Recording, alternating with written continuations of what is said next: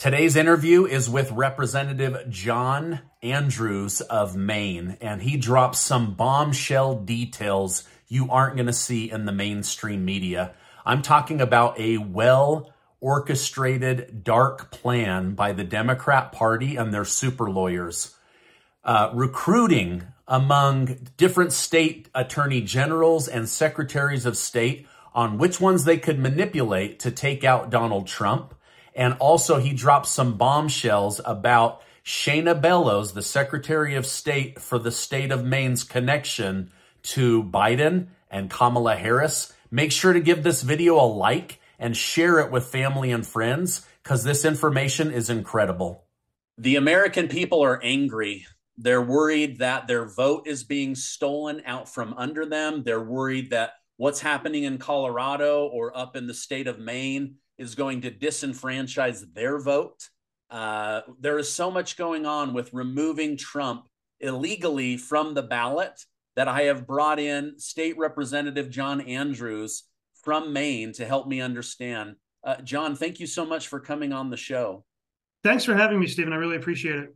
So we're going to go through some explosive information that you've shared with me, but I guess the first thing that people want to understand is how is the Secretary of State, Shenna Bellows, even able to block 1.3 million people from their right to vote for Donald J. Trump in the state of Maine? How is that legal? How is that even possible?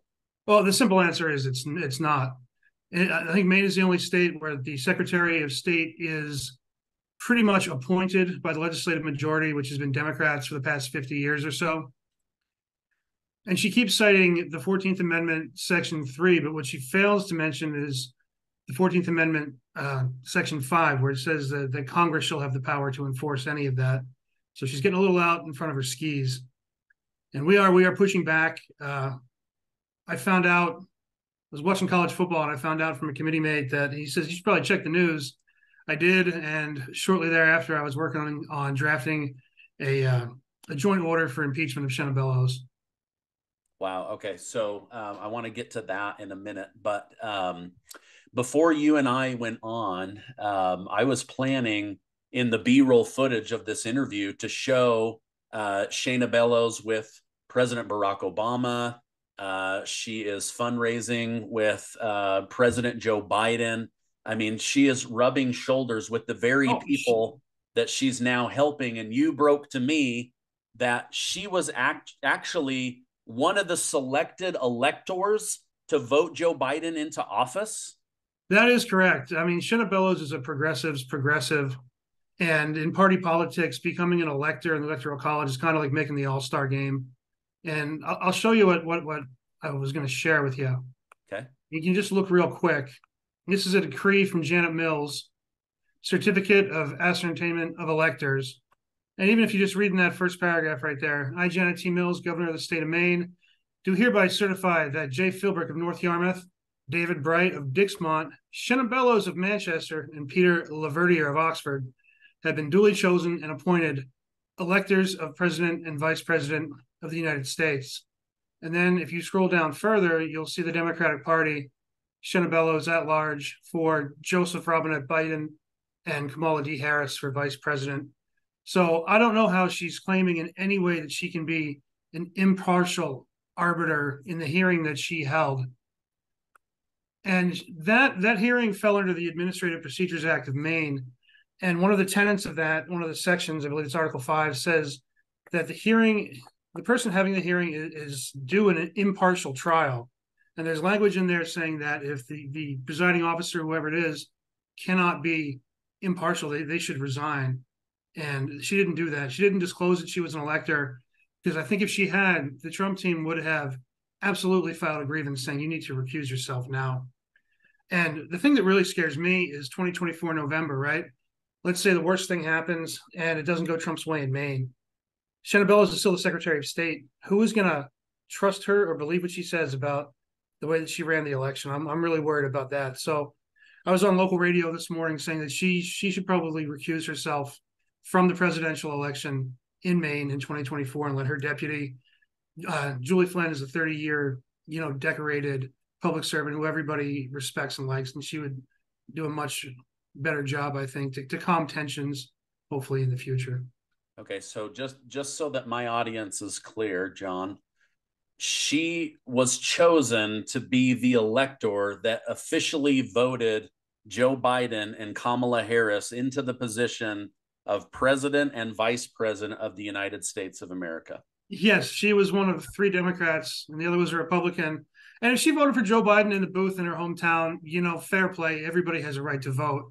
But when you are an official elector in the Electoral College, I don't know how you can say with a straight face that you can be impartial. As much as you say it doesn't mean that it's true. And like you were saying, she's hobnobbed with the royalty of the Democratic Party, pretty much, and she's a progressive. I deal with her quite a bit in VLA, where we deal with Veterans Legal Affairs Committee, where we deal with all things election in Maine. And I'll probably be seeing her in committee on Monday for the national popular vote. So that should be a fun one. Yeah. Well, I found out from the head person of the GOP in Colorado. His name is David.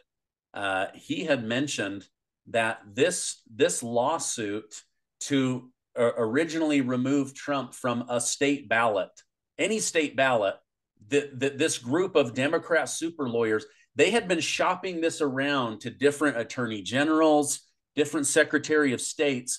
And once they landed on Colorado with a full bench of Democrat Supreme Court justices, mostly Ivy League justices, they said, aha, that's where we want to file the lawsuit. That's where we're going to first kick Trump off of the ballot. Then we'll go to some of these other states that are our plan B. And it's like watching the dominoes fall into place. And yet many of us feel like there's nothing we can do about it. Well, at least with Colorado, there were 4 judges with law degrees. With Shenna Bellows, she doesn't have a law degree. She was a self-appointed presiding officer of this hearing. And how can you be impartial when you've been a presidential elector in the Electoral College and your guy is still on the ballot in 2024? I think any sentient and sane person would have said, hey, I need to recuse myself before there's any, view of impropriety here. And I don't know how she didn't do that unless she was trying to follow the game plan with marching orders from DC.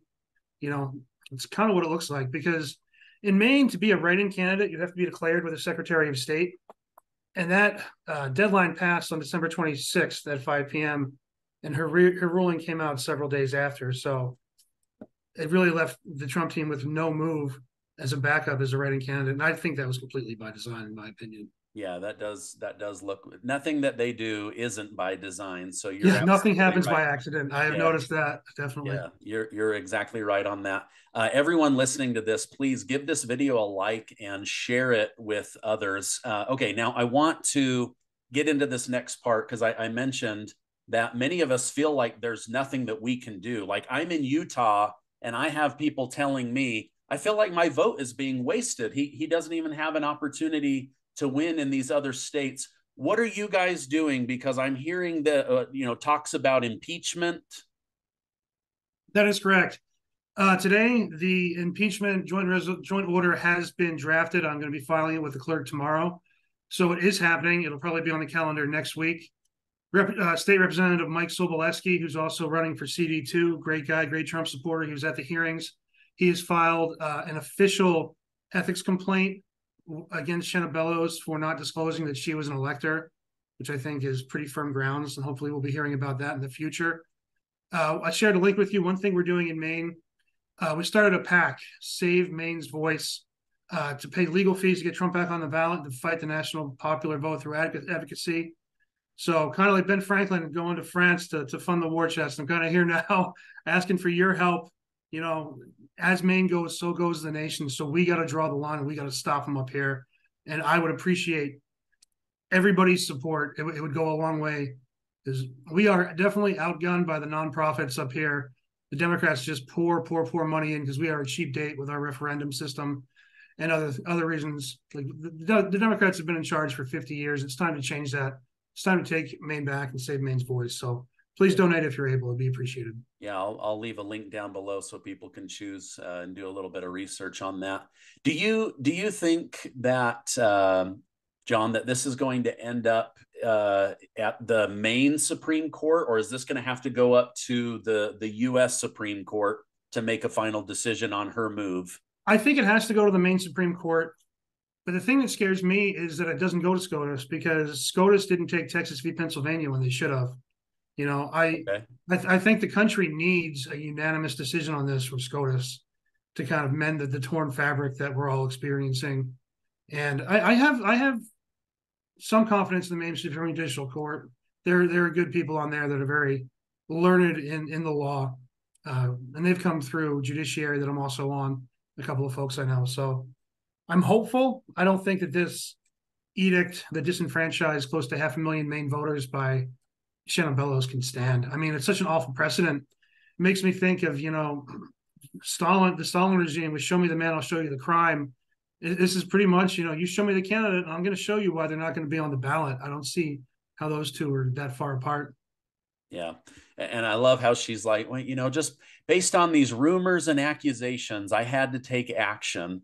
It's like, I thought we were all innocent until proven guilty. He's not been convicted of a single insurrection crime. Exactly. And if he hasn't been convicted or even charged, neither have the other candidates. So why haven't they been vetted as well? There's part of the 14th Amendment. I think it's like the tail end of Section 3 that says, if you give aid and comfort to the enemies of the United States, or thereto of. You could argue that Joe Biden has done that with, you know, releasing our strategic oil supply to Chinese business interests, releasing billions of dollars to Iran, you know, having our border be completely porous, sending our children's future to Ukraine. I think all of those, if we're not going to have to convict or try anybody, you could make a very strong argument under Shenna Bellows' new rules that Joe Biden should be barred as well. Yeah. Okay, last thing, and I appreciate you coming on. Sure, thank you. I had read that even if things go Shenna Bellows' way, that she has one last audible where she could start the printing of the ballots with his name off, and then be able to say, we didn't get a ruling from the Supreme Court in time, and the ballots are already printed. We've hit the deadline. Now, the only way that Trump can win is if he's right, if his name is perfectly written in, Donald J. Trump. Have you heard anything about her? Well, that can't happen in Maine, because, like I said previously, you have to be a declared write-in candidate with the Secretary of State's office, and that deadline passed December 26th at 5 p.m. So you could write in Donald J. Trump in perfect, legible handwriting, and it would not count. And I believe for the overseas war fighters and stuff like that, ballots have to be printed 45 days from March 3rd, which is the primary. So that is quickly approaching. I'm hopeful that SCOTUS rules by Friday, which I think is January 5th. They really need to kick it into high gear and issue a ruling. Yeah. Oh my gosh. Wow. Okay. So they are playing too deep chess. They are thinking 5 moves ahead. This is crazy. I wish you the best of luck with everything with the impeachment, with fighting this. I'm trying to get the word out, so I appreciate you last minute stepping away and coming on. I'll make sure to leave. I'm going to leave a link to the elector document that you sent, as well as a link to the PAC Awesome. to help you guys raise money for those legal fees. Representative John Andrews of Maine, thank you so much for coming on, and I hope you have a great rest of your day. Well, Happy New Year. We're going to keep fighting, and I appreciate the time.